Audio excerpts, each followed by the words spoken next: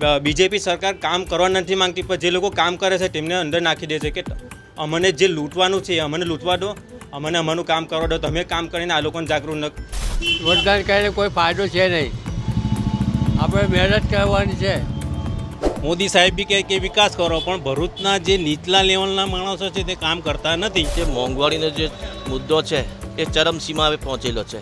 ખાડા પડી ગયા છે, બ્લોક નીકળી ગયા છે, કંઈ કહેવા જેવું જ નથી. આ સરકારને બધી સરકાર એવી જ છે.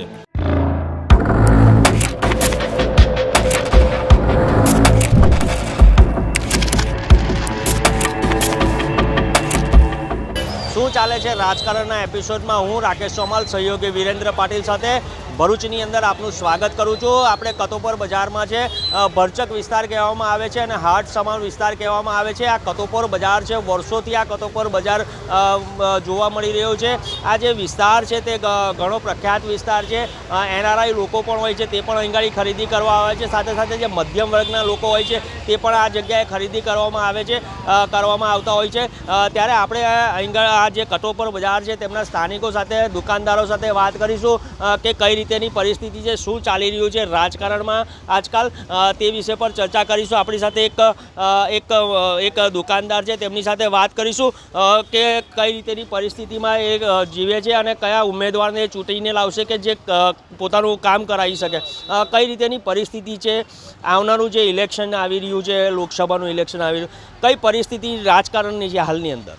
હાલની પરિસ્થિતિમાં સાહેબ એવું છે કે હમણાં જે મોંઘવારીનો જે મુદ્દો છે એ ચરમસીમાએ પહોંચેલો છે. આજે તમે શાક માર્કેટમાં સબ્જી લેવા જાઓ કે જેવું બટાકાનો ભાવ હમણાં સાહેબ મારા 40 રૂપિયા કિલો છે, ડુંગળી 20 થી 25 રૂપિયા કિલો છે, તિરુપતિનો ભાવ સાહેબ 2000ની ઉપર થઈ ગયેલો છે સાહેબ. હવે આ મોંઘવારીના એની અંદર આ સાહેબ આ મધ્યમ વર્ગ જે છે તેમની હાલત ખરાબથી ખરાબ થાય છે. આજે તમે કતોપર બજારમાં વર્ષોથી તમે બેસો છો, બરાબર છે, તમારું રોજગારી કેવી મળી રહી છે અને એની સામે ખર્ચો કેવો? હવે સાહેબ હવે તમને શું જણાવું સાહેબ, અમારી હાલત શું થઈ રહેલી છે સાહેબ. હવે રોજની અમારી આવક સાહેબ હમણાં તમને એવું કહો સાહેબ માલની રકમ પણ નથી થતી સાહેબ. અમારા ઘરના પૈસા ઉમેરવા પડે છે એવી પરિસ્થિતિ થઈ ગયેલી છે સાહેબ. બિલકુલ ખરાબ પરિસ્થિતિમાં છે સાહેબ. અમારા રોજગાર અમારું છીનવાઈ ગયેલું છે સાહેબ. ભરૂચની વાત કરીએ તો ભરૂચની અંદર રોડ રસ્તા કેવા છે, ઇન્ફ્રાસ્ટ્રક્ચર કેવું છે, ટ્રાફિકની સમસ્યા કેવી છે? તમે જ્યારે પણ દુકાન પર આવતા હશો ત્યારે આવી બધી પરિસ્થિતિનો સામનો કરવો પડતો હોય છે, તો કઈ રીતેની પરિસ્થિતિ છે ને આવનાર ઉમેદવાર પાસેથી તમે શું ઈચ્છા રાખો છો? હવે સાહેબ પરિસ્થિતિમાં તો એવું છે સાહેબ કે આ રોડની હાલત એટલી ખરાબ થઈ ગયેલી છે. આ બધા આ કતોપર બજારમાં સિંગલ રોડ છે સાહેબ. જો વન વે છે તો પણ સાહેબ અહીં ટ્રાફિકની સમસ્યા ખૂબ છે, બરાબર. હવે આપણે ઢાલથી લઈને કે બાયપાસ સુધીની હાલત બહુ ખરાબ છે સાહેબ. આજથી 2-3 મહિના પહેલાં એવું સાંભળવા મળેલું કે બ્રિજ આવશે, પણ બ્રિજ કેન્સલ થઈ ગયું છે. રોડ પહોળા કરવાના છે તે પણ કોઈ એનો ઉકેલ નથી આવ્યો સાહેબ.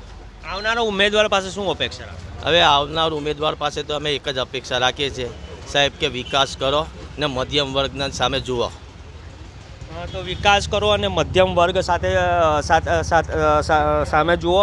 આપણી સાથે કેટલાક કસ્ટમર પણ છે જે દુકાનની અંદર ખરીદી કરવા આવ્યા છે, તેમની સાથે પણ વાત કરીશું. તમે ભરૂચમાં રહો છો, કઈ રીતેનું પરિસ્થિતિ છે, રોડ રસ્તા કેવા છે, ઇન્ફ્રાસ્ટ્રક્ચર કેવું છે ભરૂચમાં વસ્તી તરીકે? ભરૂચની વસ્તી તરીકે જોવા જઈએ તો કામનું એકદમ થર્ડ ક્લાસનું કામ કરવામાં આવે છે. માનો કે એક દાખલો આપું કે 5 બત્તીથી શક્તિનાથ સર્કલ ત્યાં 2,67,00,000નું પ્રોજેક્ટ હતો. આજે એનો એ જ છે.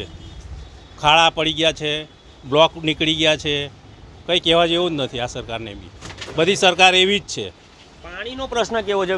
મીઠું પાણી મળે છે કે નહીં? કેમ કે મીઠા પાણીની યોજના પણ ભરૂચમાં આવેલી છે, ભૂગર્ભ ગટરની યોજના પણ ભરૂચમાં છે, તો શું કહેશો, એ તમને સુવિધા મળે છે ખરી? ભૂગર્ભ પાણીની સુવિધામાં તો પાણી તો મળે છે, પણ જે ગટરની વ્યવસ્થા કરવામાં આવી છે તે ગટર તો ખાલી નામ પર જ છે, ચોપડા પર જ છે, બાકી બધા પૈસા ખવાઈ ગયા છે ગટરના પૈસા. શું ઈચ્છો છો આવનાર ઉમેદવાર જે ચોમાસામાં નજરે ચડશે કે ગટરના પાણી કંઈ નીકળે છે તે? આવનાર જે પણ ઉમેદવાર જીતીને આવે તેની પાસેથી શું અપેક્ષા રાખો છો ભરૂચ જિલ્લાને ડેવલપ કરવા માટે? ભરૂચ જિલ્લાનો કોઈ બી ઉમેદવાર આવે, ભરૂચ જિલ્લાની જનતા એક તો વિકાસ જ માંગે છે, પણ કોઈ વિકાસ કરતું નથી. મોદી સાહેબ બી કહે કે વિકાસ કરો, પણ ભરૂચના જે નીચલા લેવલના માણસો છે તે કામ કરતા નથી. જેવા કે મારુતિ અટોડરિયા પ્રખર છે, ભાજપના પ્રખર છે મારુતિ અટોડરિયા, તે બી કંઈ જ જોતા નથી.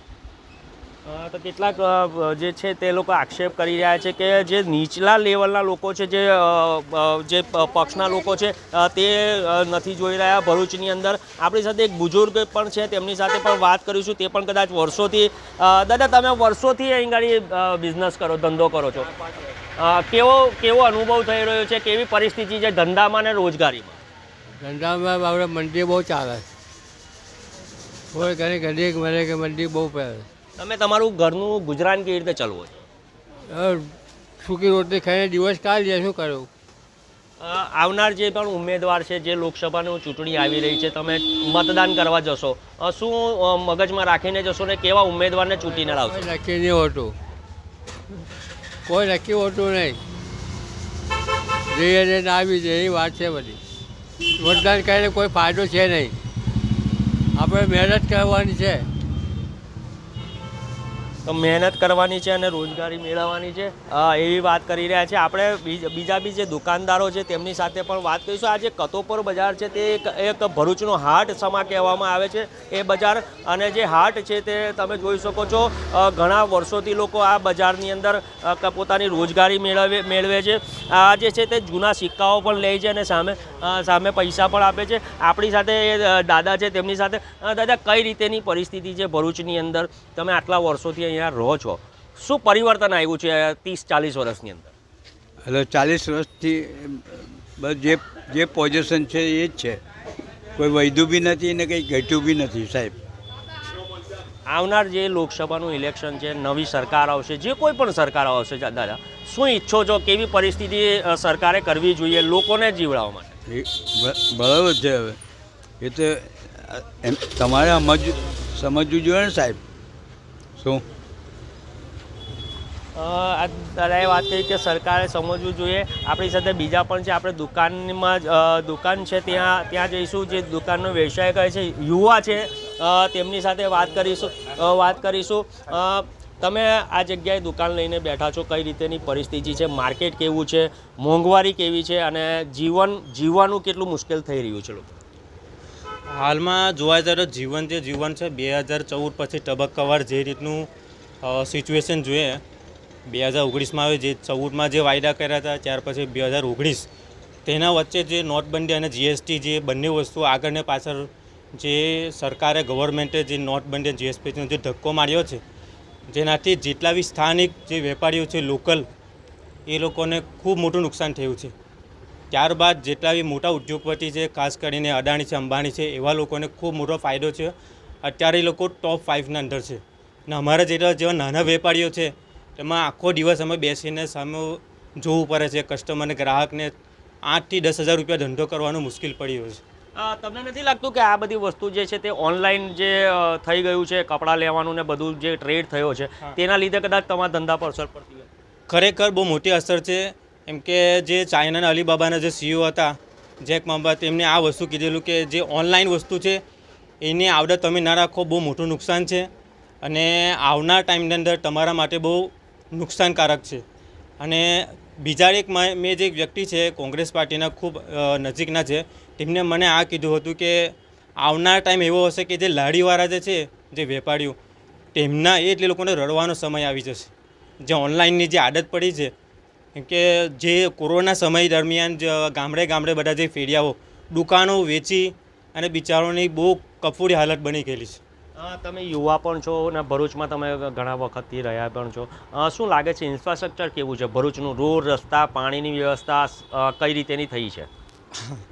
ઇન્ફ્રાસ્ટ્રક્ચરની જે વાત કરે ને, તો લગભગ મેં 2022ના અંદર વિધાનસભાના ઇલેક્શન પહેલાં મેં આ વસ્તુ કીધું કે જે બ્રિજની વાત જો પૂર્વ મંત્રી વિજય રૂપાણીના જે 63.13 કરોડ જેટલો આ જે મંજૂર કરવામાં આવ્યો હતો, હાલ એને છાવરવામાં આવેલો છે.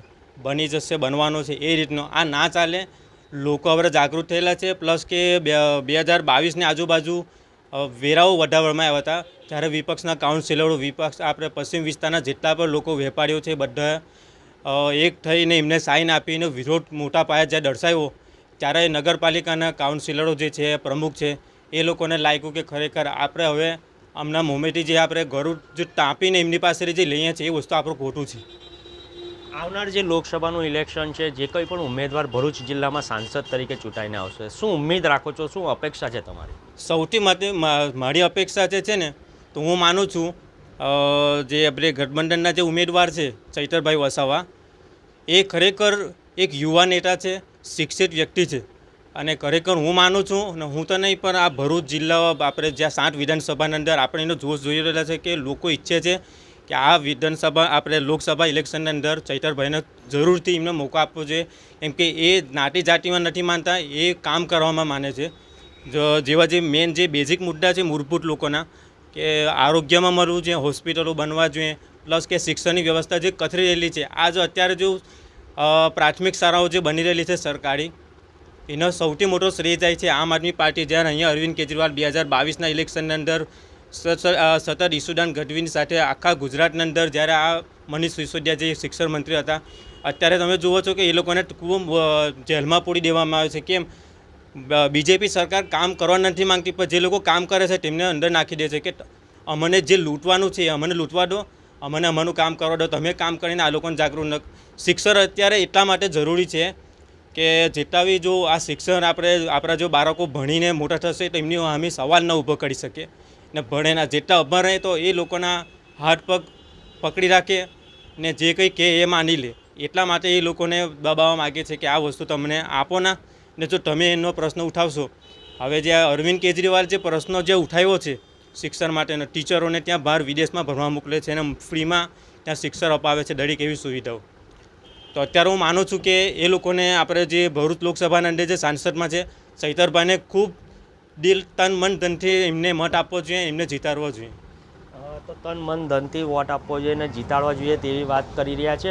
લોકોમાં એક આક્રોશ જોવા મળી રહ્યો છે, કારણ કે વિકાસની વાત કરતી સરકારે જે ભરૂચની અંદર જે વિકાસ થવો જોઈએ તે નથી કરવામાં આવી રહ્યો. ત્યારે આપણે બીજા પણ લોકો સાથે ચર્ચા કરીશું, વાત કરીશું કે કઈ રીતેની પરિસ્થિતિ છે. આપણી સાથે બીજા બી ધંધાદારથી લોકો છે, દુકાનદારો છે, તેમની સાથે વાત કરીશું. આપણે આ જે કપડાની દુકાન છે તે વર્ષોથી અહીં કપડાનું વ્યવસાય કરે છે, તેમની સાથે પણ વાત કરીશું. કેટલા વર્ષોથી તમે આ ધંધામાં જોડાયેલા છે, આ કતોપર બજારમાં બિઝનેસ કરો છો? 75 વર્ષથી. દાદા 75 ટોટલ 75 વર્ષથી દુકાન છે. એમ ધંધામાં 20-30 વર્ષથી છે. અમે ફાધર લોકો ધંધા કરતા. તમે 20-30 વર્ષથી ધંધો કરો છો, તમે આટલા વર્ષોથી ભરૂચમાં રહો છો. પહેલાંનું ભરૂચ, આજથી 30 વર્ષ પહેલાંનું ભરૂચ ને આજના ભરૂચમાં કેટલો પરિવર્તન આવ્યું? પરિવર્તન છે. શું પરિવર્તન જોયું છે? પહેલાંમાં શાંતિથી હતું, મોંઘવારીમાં ઘટાડો હતો, હવે મોંઘવારી વધારે છે. મોંઘવારીમાં વધારે છે. ધંધા રોજગારીમાં તમે ભરૂચને કેવી રીતે ગણો છો? ધંધો રોજગારી મળી રહી છે, એની સામે આવક કરતાં જાવક વધારે છે કે જાવક કરતાં આવક વધારે? આવક કરતાં જાવક વધારે છે. ખર્ચાનું પ્રમાણ વધી ગયું છે, ખર્ચાનું પ્રમાણ, અને આવક ઓછી થાય છે. તો આવક કરતાં જે જાવક છે તેમાં વધારો નોંધાયો છે. તો આપણી સાથે બીજા પણ એક વડીલ છે, તેમની સાથે પણ ચર્ચા કરીશું. સાથે સાથે આપણી સાથે એક રિક્ષા ચાલક પણ છે, તેમની સાથે પણ વાત કરીશું. જે રિક્ષાનું વ્યવસાયથી જોડાયેલા છે તેમની સાથે પણ ચર્ચા કરીશું. દાદા, કઈ રીતેની પરિસ્થિતિ છે? તમે ભરૂચમાં રિક્ષા ચલો છો? બહુ પરેશાન છું, તાપ બહુ લાગે છે ને ધંધો કરવાનો. તો લોકો જે પરિસ્થિતિ છે તે તમે જોઈ શકો છો. જે કતોપર બજાર છે તેમાં કનેક્ટ ગુજરાતની ટીમ આવી હતી, લોકો સાથે વાત કરી હતા અને લોકોએ જે ધંધો રોજગારી છે તે ઓછી થઈ છે, જેની સામે આવકની સામે જાવકનો વધારો થયો છે, મોંઘવારીનો માર લોકોને ઝીલવો પડી રહ્યો છે તેમ જણાવી રહ્યા છે. રાકેશ રોમાલ, સહયોગી વિરેન્દ્ર પાટીલ સાથે કનેક્ટ ગુજરાત, ભરૂચ.